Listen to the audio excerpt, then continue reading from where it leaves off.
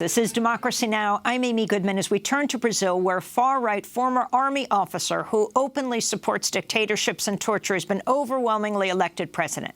Jair Bolsonaro's election marks the most radical political shift in Brazil since military rule ended more than 30 years ago. He won 55% of the vote, easily defeating Fernando Haddad of the leftist Workers' Party. Bolsonaro's campaigned on a promise to end corruption and crack down on crime, but many fear the future of democracy in Brazil is in danger. For decades, Bolsonaro's openly praised the country's former military dictatorship, once saying the dictatorship should have killed 30,000 more people. He also has a history of making racist, misogynistic, homophobic comments, has spoken in favor of torture, has threatened to destroy, imprison, or banish his political opponents. He's encouraged the police to kill suspected drug dealers, once told a female lawmaker she was too ugly to rape. He also said he would rather hear that his son had died in a car accident than learn that his son is gay. On Sunday night, Jair Bolsonaro claimed he would help liberate Brazil. You are my witness that I will be an advocate for defending the Constitution, for democracy, for freedom. This is my promise. It's not one of a political party. It's not the word of a man. It's an oath to God. Libertaremos o Brasil e o Itamaraty. We will liberate Brazil and the foreign ministry from the ideology of its international relations that it subjected Brazil to in recent years. Brazil will no longer be different from the countries of the developed world. Buscaremos relações bilaterais. We will seek bilateral relations that add to the economic and technological value of Brazilian products. We will restore international respect for our dear Brazil. Thousands of protesters poured into the streets of Sao Paulo and other cities in Brazil to protest Bolsonaro's election. I am in mourning, not for me, but for Brazil, which doesn't deserve this. It doesn't deserve this ignorance. The Brazilian people are ignorant. Brazil owes a lot to Lula. Jair Bolsonaro directly benefited from the jailing of the former Brazilian president, Luiz Inácio Lula da Silva, who'd been leading all presidential polls earlier this year. He's been in jail since April on what many consider trumped-up corruption charges to prevent him from running for president. Bolsonaro will be sworn in January 1st, 2019. Just moments ago, President Trump tweeted, had a very good conversation with the newly elected president of Brazil, Jair Bolsonaro, who won his race by a substantial margin. We agreed that Brazil and the United States will work closely together on trade, military, and everything else, exclamation point. Excellent call. Wished him congrats, exclamation point. To discuss the implications of Bolsonaro's victory, we go to Rio de Janeiro to speak with Pulitzer Prize-winning journalist Glenn Greenwald, one of the founding editors of The Intercept. Glenn, welcome back. Your response to Bolsonaro's victory. Well, I think it's really important to put it into its proper context. For a long time, the Western media was referring to him as Brazil's Trump. That's how he was marketing himself. The reality is much different. He's by far the most extremist leader now elected anywhere in the democratic world. He's far closer, as we've discussed before, to Rodrigo Duterte, the president of the Philippines, or even General Sisi, the dictator of Egypt.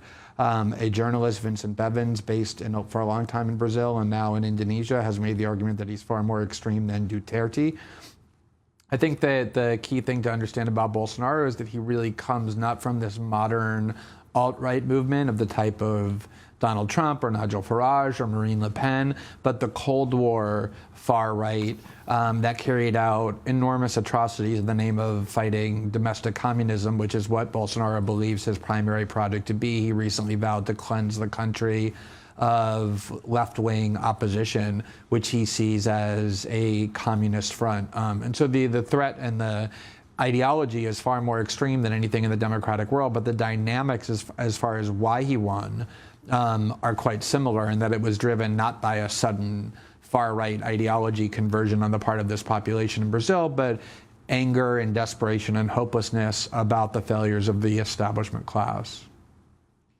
During an interview with a Brazilian television program back, like almost 20 years ago, Jair Bolsonaro said, through the vote, you will not change anything in this country, nothing, absolutely nothing. It will only change, unfortunately, when one day we start a civil war here and do the work that the military regime did not do, killing some 30,000, starting with FHC, then President Fernando Henrique Cardoso, not kicking them out, killing. If some innocent people are going to die, fine. In any war, innocents die. Talk about his stances, Glenn Greenwald, on many issues, from LGBTQ issues to women's rights, etc. Yeah, that's why I say he's a real throwback to the kind of far-right movements of, say, the 60s, 70s, and 80s than he is this more updated, modernized version. So if you look at far-right leaders throughout the West, you don't really see much of a focus on, say, abortion and LGBT issues. If anything, sometimes the far-right in Europe co-opts those issues as a way of inciting xenophobia against Muslims, saying Muslims are regressive and want to drag the country back thousands of years in terms of social issues, whereas Bolsonaro is kind of this much more old-school fascist, where a major part of his campaign was depicting LGBTs as a direct threat to children, saying that the reason LGBTs want to infiltrate public schools is because they want to convert people's children into being gay so that they can have sex with them, an obviously highly inflammatory claim to make about a marginalized population in a society that's already pretty conservative on social issues.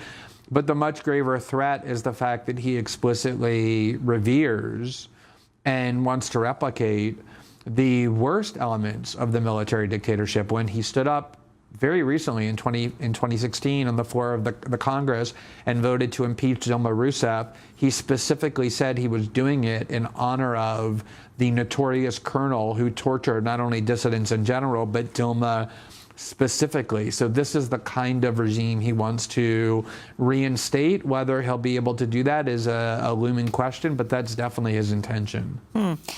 Foreign policy has a headline, Jair Bolsonaro's model isn't Berlusconi, it's Goebbels. Glenn. Yeah, I mean, that's what I think that the Western media is only now starting to come to grips with, is that he really isn't even placeable on the standard ideological spectrum that has come to define even this new right movement that has obviously succeeded in the US and the UK with Brexit, and is flourishing in many places in Western and Eastern Europe. He's far more extreme than that. Whether Nazi comparisons and the like are healthy or productive is something I'd prefer to leave to the side, because that tends just generally to obfuscate. I prefer to use Nazi analogies for people who have actually committed genocide. But I think that the threat that he poses to just basic human rights, the right of dissent, and the ability to have an ongoing viable democracy can't be overstated. And President Trump applauding him, the significance and the importance of the U.S.-Brazilian relationship, Glenn? Well, I mean, I think that we all know now how President Trump sees the world, which is in this very simplistic framework where people who say good things about him are people that he likes, and people who say bad things about him are people that he hates. And Jair Bolsonaro is somebody who has consciously modeled himself on Donald Trump. His children, when they came to New York, met with Steve Bannon. Bolsonaro himself has saluted the American flag and talked about how much he loves the United States under Trump. I'm sure he was very effusive in his praise of Trump when he spoke to him, and therefore Trump's current posture in his childlike manner is to view Jair Bolsonaro as somebody that is an ally and a friend, and somebody worthy of praise for that reason alone.